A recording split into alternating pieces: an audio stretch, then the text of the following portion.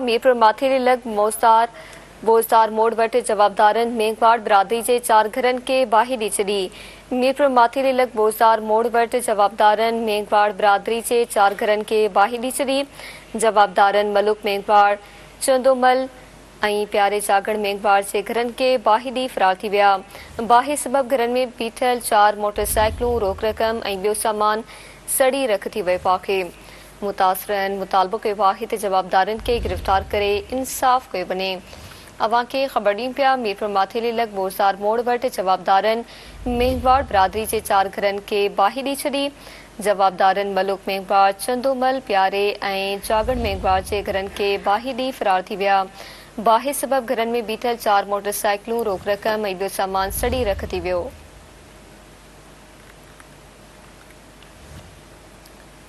मुतासिरनि मुतालबो कयो आहे त जवाबदारनि खे गिरफ़्तार करे इंसाफ़ कयो वञे। मीरपुर माथेरे लग बोज़दार मोड़ वटि जवाबदारनि मेघवाड़ बिरादरी जे 4 घरनि खे बाहि ॾेई छॾी।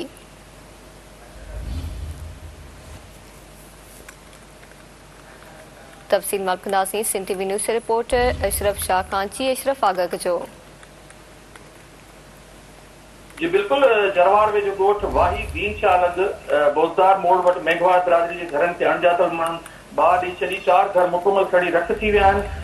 ॿुधायो वञे राति जो देरि सां नामालूम माण्हुनि पोरेतनि जे घरनि खे बाहि ॾेई फरार थी विया, जंहिं सबबि 4 कखावा घर मुकमल सड़ी रख थी विया आहिनि। सड़ीवियल घरनि में मलूक मेघवाड़, चंदूमल, प्यारो जी ऐं जागड़ मेघवाड़ जा घर शामिल आहिनि। घरनि में पियल समूरो सामान उन सां गॾोगॾु 4 मोटरसाइकिलूं, 30,000 रोक रक़म बि सड़ी रख थी विया।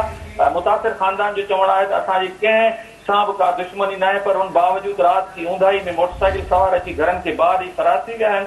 मुतासिरनि जरवाड़ पुलिस खां मुतालबो कयो आहे त वाक़े में मुलज़ जवाबदारनि खे फौरी तौर गिरफ़्तार करे इंसाफ़ कयो वञे। जॾहिं त पुलिस सुस्ती जो मुज़ाहिरो कंदे सुबुह जो 9 वॻे पहुची तफ़सील मालूम कया आहिनि। होॾां बाहि मुतासिर खुलियल आसमान हेठि वेठल आहिनि। जी ठीकु आहे, महिरबानी अवां जी अशरफ शाह आगाह करण लाइ।